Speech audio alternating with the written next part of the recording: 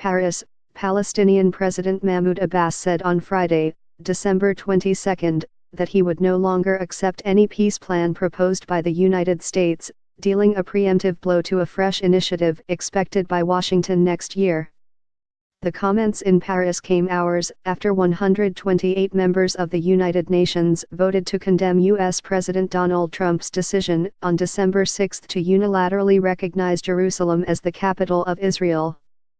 That move continues to reverberate in the Middle East, and European diplomats are pessimistic about the Trump administration's peace plan, which is being prepared behind closed doors and will be presented to both sides in 2018.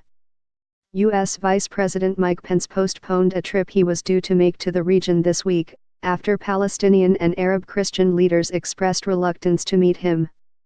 The United States has proven to be a dishonest mediator in the peace process, and we will no longer accept any plan from it, Abbas told a joint press conference with French President Emmanuel Macron. Macron repeated his earlier condemnations of the U.S. decision on Jerusalem, but he also ruled out recognizing Palestine as a state unilaterally, which France has mooted previously. The Americans have marginalized themselves, and I am trying to not do the same thing, Macron said, conscious that any move to recognize Palestine would antagonize the Israelis.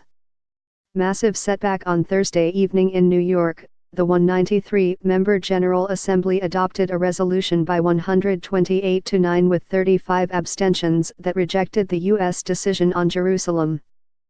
The defeat for the U.S., despite threats that it might cut off funding for the UN or two countries that voted against it, was called a massive setback by Palestinian UN envoy Riyad Mansour. Speaking at the emergency session, U.S. Ambassador Nikki Haley warned that Washington will remember this day.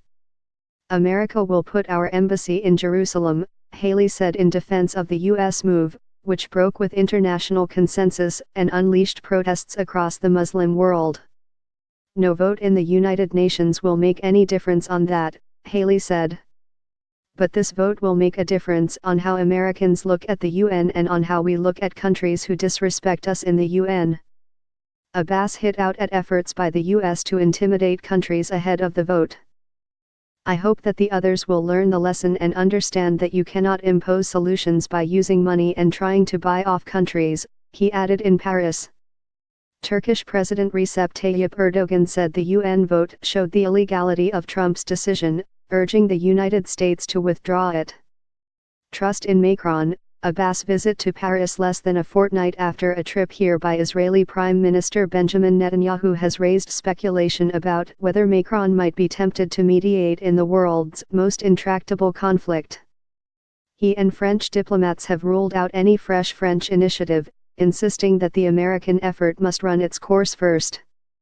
The 40-year-old Macron has emerged as a dynamic international figure since his election in May, but his team insists he is focused on reforming the European Union, avoiding instability in Lebanon, and anti-terror efforts in Syria and West Africa.